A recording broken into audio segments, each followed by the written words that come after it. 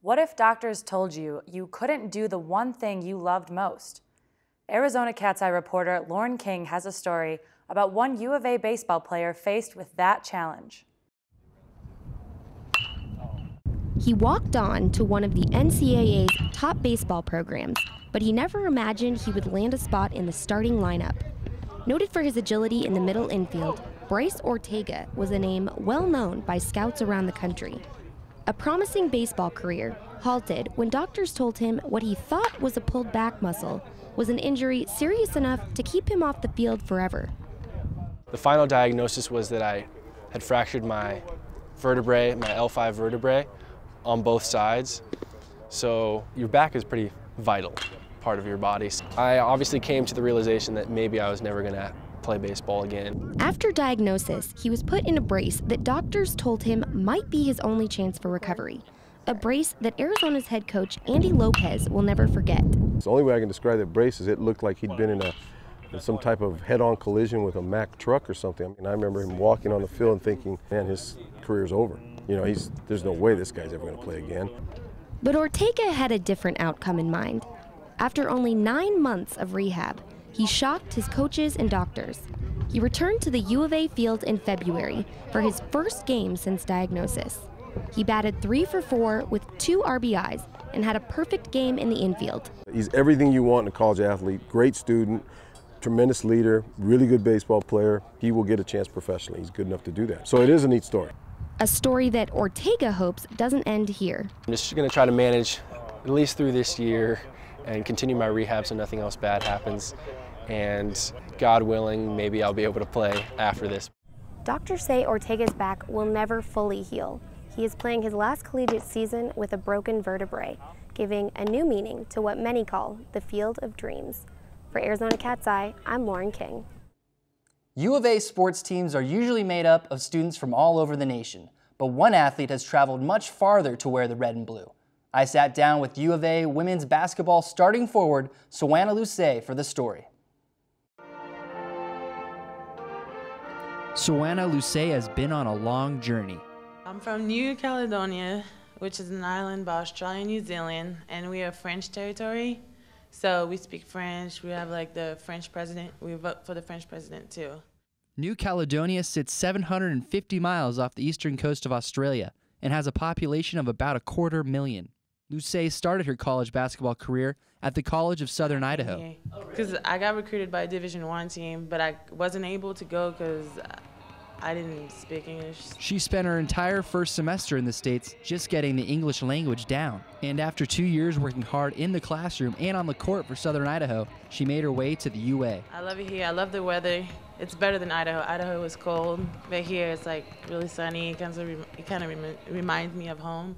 And my mom comes and visit me often. Soana said she doesn't really get homesick. The last time she went home was in 2008. And going home isn't necessarily good for her game. When I go home, I don't really work out or anything. I just chill at the house, at the beach. I see my friends and everything, so I wanted to stay here and work out and be ready for the season. Playing at the UA has been a dream for Luce, and she hopes that she's been a role model for people back home. Everybody is like really excited that I'm here and really excited that I play, especially D1 basketball and for a big school. Back home, you don't ever think you're going to be able to have the opportunity to do that. And I just hope that people keep going hard and pushing themselves so they can get to that level. After she graduates in May, Soana has 2 goals: either continue her basketball career in the WNBA or European leagues, or become a coach and teach the game she loves. Rodeos often conjure images of the Wild West, with rugged cowboys riding their horses across the desert. Lisa McLean is here with more. Modern times have changed the look of rodeos, but I got to see how the character still remains. Okay, Evelyn Yamas is coming up next. She is 9, goes to Abakee Gray Elementary School, coming in a hurry. The Tucson Rodeo has been wrangling in fans for 86 years now. Cowboys participate in more than 7 events, and while these competitions can get physically brutal, the Cowboys returning every February shows the passion for the sport. You know, it's different than any other sport because we don't get million-dollar contracts to go and sit on the sidelines if we don't feel like playing. You know, these guys it's different. They do it because they love doing it. Mark Swingler has been working at rodeos for 23 years. He says the essence of rodeo is not lost in modern times, rather strengthened through generations. It's great, especially just like I just got through with the kids rodeo and seeing the tradition staying alive in those ages and watching the kids coming up. I just like it because you see them working hard at what they want to do and just the whole atmosphere. Many of the kids stick with it too, like Tilden Hooper, a bareback rider. He appreciates the history of the sport as well as his career. The first real action sport, this came from ranches and cowboys out there working, and I think it's pretty cool, just the history that goes along with it. One thing is consistent across the board, the passion shared by this family of cowboys. Spirit Rodeo is just family, We see these guys every week and, we're all welcome at each other's house and everyone takes care of everyone. 46,000 braved the Tucson weather to attend the rodeo this year, which is slightly fewer than normal. This year's Senior Olympics had participants from age 50 to 91. They showed off what they still have in events from long jump to javelin. When I can't get out of bed, I'm done competing. Unless there's an event for that. The goal of the Olympics is to promote health and fitness awareness. Those who achieve the highest scores may be invited to nationals in Houston come June. This was the festival's 27th year in Tucson. I caught up with one of the Olympic champions for more. And the winner of the men's 60 to... As we age, time tries to weaken our muscles and dampen our spirits. After living for almost 3/4 of a century, most would be content just to watch instead of do. Not Harlan Gowdy. I've participated here, Phoenix, Nebraska, South Dakota, and it's just great for us seniors to have some place to come out and exercise. At 74 years old, Gowdy is serious competition. As I qualified for the Nationals, and it'll be held in Houston this year. I'm doing the 100 meters, the long jump, the triple jump, and the high jump.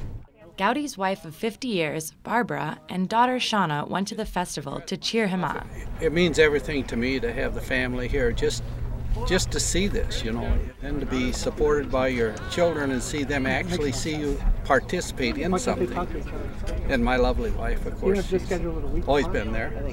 And it's so cool, it kind of goes full circle because they used to come to my track meets and watch me, and now I'm coming to watch him do the Senior Olympics, and it's just, I'm so proud of him. She should be. Gowdy medaled in every event he participated in. How does it feel? Wonderful. We're still vertical. That's all we have for this edition of Arizona Cat's Eye, the University of Arizona School of Journalism student magazine. Remember to check our website at azcatseye.com for all of our reports. And from everyone at the Arizona Cat's Eye News team, thank you for watching, and we'll see you next time.